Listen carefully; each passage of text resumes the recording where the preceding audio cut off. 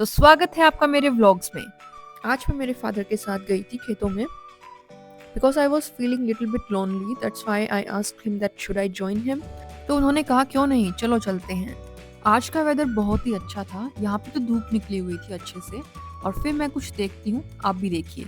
So here is story of thirsty dog. You might have seen thirsty crow and also heard a story about it. So let's change the story a little bit. Why only me? You can also see it. Everything was very calming and soothing. So I decided to sit somewhere because I was feeling a little bit low, and I also recorded some of my videos. Everything was awesome and beautiful.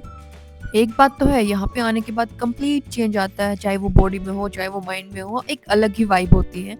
और हर time enjoyment का मन करता है कि मैं कुछ ना कुछ डिफरेंट करूँ यहाँ पे आने के बाद। जो लोग शहर में रहते हैं उनके माइंड में एक स्टीरियोटाइप होता है कि गांव में लाइफ इतनी अच्छी नहीं होती, इतनी इंजॉइंग नहीं होती, वहाँ पे लोग सिर्फ हार्ड वर्क करते हैं, उनका कोई स्टैंडर्ड नहीं होता, उनको कुछ मतलब बोलने की सेंस नहीं। लेकिन ये सब झूठ है। So through my videos I will show you everything that I do in my village. और मुझे ऐसा चांस मिला है कि मैं आपको ये सब एक्सप्लेन कर सकूं और ये लाइफ दिखा सकूं। I spent my whole childhood in this village and also from last 5 years we are living here and it's enjoying। घर पे आने के बाद मैंने देखा कि यहाँ पे तो हल्की हल्की धुंध अभी भी दिखाई दे रही थी, लेकिन वहाँ पे थोड़ा सा मौसम और भी क्लियर था। हालांकि वो जगह इतनी दूर नहीं है हमारे घर से, बट फिर भी इतना मौसम का चेंज था। फिर धीरे धीरे मैं पहुँच जाती हूँ घर के पास और मुझे याद आता है कि अब मुझे ब्रेकफास्ट भी बनाना है, क्योंकि मुझे भूख लगी थी, इसलिए मैं वहाँ से जल्दी आई थी। कम से कम आधा घंटा तो मैं वहाँ पे रही थी। After that I decided I will make something interesting today. फिर घर पे सिर्फ शिमला मिर्ची अवेलेबल थी, तो मैंने उससे उसकी सब्जी वगैरह बनाई और कुछ सैंडविचेस वगैरह बना लिए थे। अब एक मैं नई स्टोरी सुनाती हूँ, आज मेरा कंप्लीट दिन कैसा गया। दिन में मैंने क्या किया कि जनरली हमारे यहाँ पे दिन में इलेक्ट्रिसिटी का कट होता है, लेकिन आज लाइट वगैरह अच्छे से अवेलेबल थी। तो मुझे लगा क्यों ना इसका फ़ायदा उठाया जाए और कंप्लीट घर की सफाई की जाए। तो फिर मैं लग गई यहाँ पे सफाई वगैरह करने के लिए।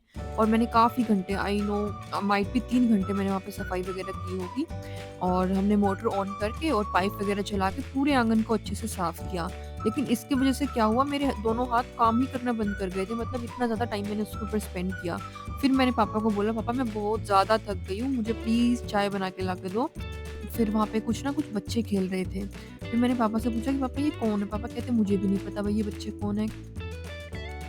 फिर मैंने पापा से कहा कि पापा प्लीज़ पूछ के तो देखो ना इनसे बच्चों से।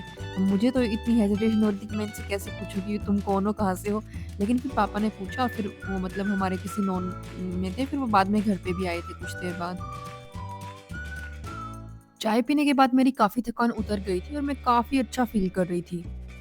लेकिन जो मेरी राइट हैंड की फिंगर्स थी वो कुछ अच्छा फ़ील नहीं कर रही थी। वहाँ पे मुझे कंटीन्यूअस पेन हो रहा था और इवन इतना पेन हो रहा था कि मैं बता भी नहीं सकती।